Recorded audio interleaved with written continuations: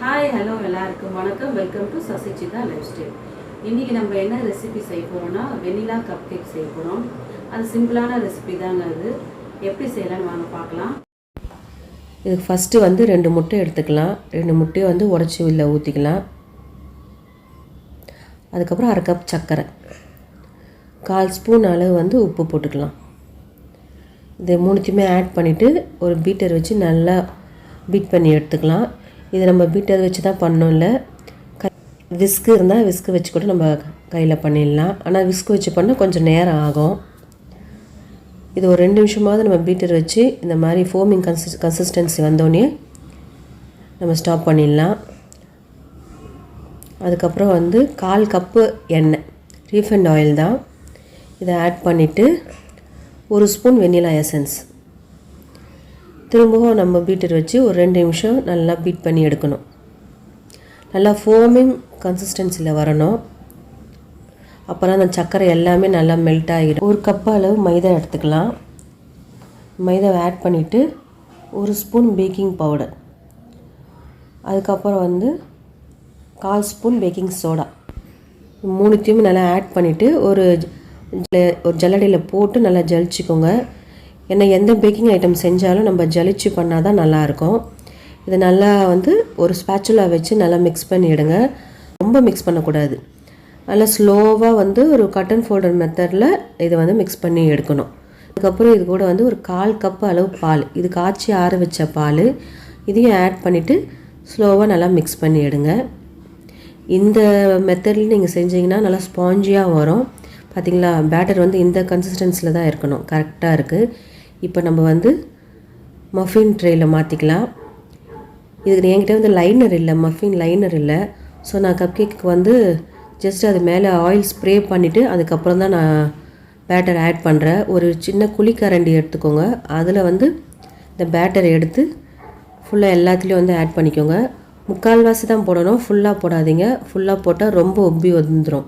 இப்போ நான் இந்த 3/4 தான் போடுறேன். இதில் இதுக்கே வந்து பாருங்கள் ரொம்ப அப்படி பெருசாக தெரியும் ஃபினிஷ் ஆகி வரும்போது. இது ஃபுல்லாக நம்ம எல்லாத்தையும் ஆட் பண்ணிக்கலாம்.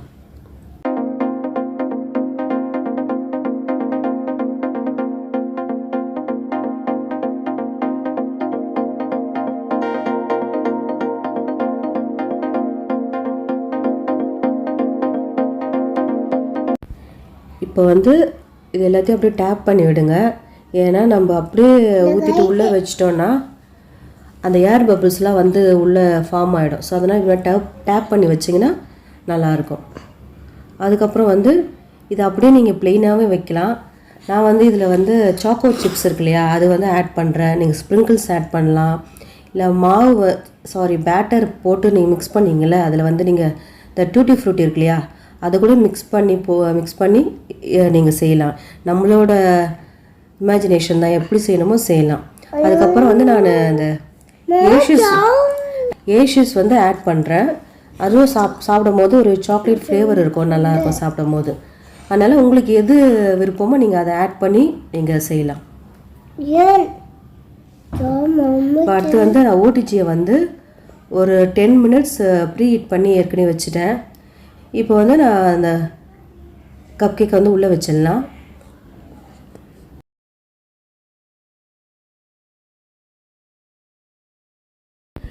நான் வந்து டாப் அண்ட் பாட்டம் வந்து வச்சுருக்கேன். அப்புறம் 180 டிகிரி டெம்பரேச்சர்.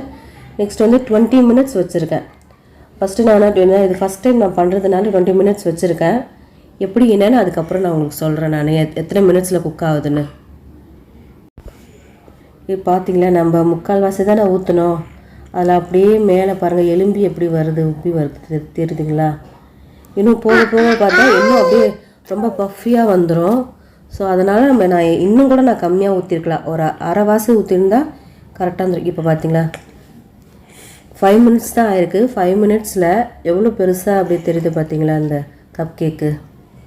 எனக்கு தெரிஞ்சு 20 மினிட்ஸ்ன்றது ஜாஸ்தி நினைக்கிறேன். கரெக்டாக எவ்வளோ நேரத்தில் பேக் ஆகுதுன்னு நான் சொல்கிறேன் உங்களுக்கு. அவ்வளோதாங்க, பேக் ஆகிடுச்சுங்க. எனக்கு 7 மினிட்ஸ் கரெக்டாக டைம் ஆயிருக்கு. ஸோ நான் யூஸ் பண்ணுற ஓடிஜி வந்து அகாரோ ஓடிஜி. அதில் வந்து 7 மினிட்ஸில் எனக்கு பேக் ஆகிருக்குது. நான் செட் பண்ண டைமை விட 7 மினிட்ஸ் ஆகிருக்கு. அவ்வளோதாங்க, கப் கேக் ரெடி ஆகிடுச்சுங்க. பார்த்திங்களா எவ்வளோ சூப்பராக இருக்குது. நம்ம வெளியில் வாங்கி சாப்பிட்றதோட வீட்டில் செஞ்சு சாப்பிட்றது எவ்வளோ ஹெல்த்தியாக தெரியுமா. அதுவும் இது பேக்காக இருக்கா இல்லைன்னு எப்படி தெரிஞ்சிடும், ஒரு ஸ்டீல் ஸ்டிக்கு வச்சு நான் குத்தி பார்த்தேன். இப்படி ஒட்டாமல் இருந்துச்சுன்னா அது பேக்காக இருக்குன்னு தான் அர்த்தம். இது ஒட்டலை, ஸோ பேக் ஆகிடுச்சு. இது ஏற்கனவே ஆல்ரெடி ஒன்று வந்து என் பையன் எடுத்து சாப்பிட்டுட்டான். அதை நல்லா இருக்குன்னு சொல்லிட்டு சாப்பிட்டுட்டு இருக்கான்.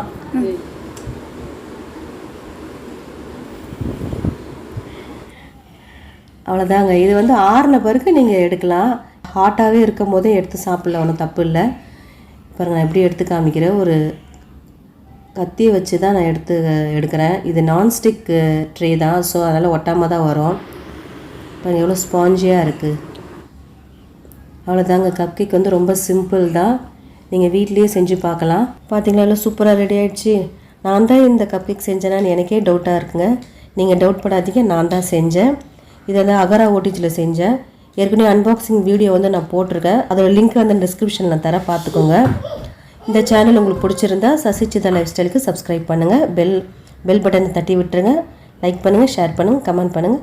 பாய் பாய். அடுத்த வீடியோவில் சந்திக்கலாம்.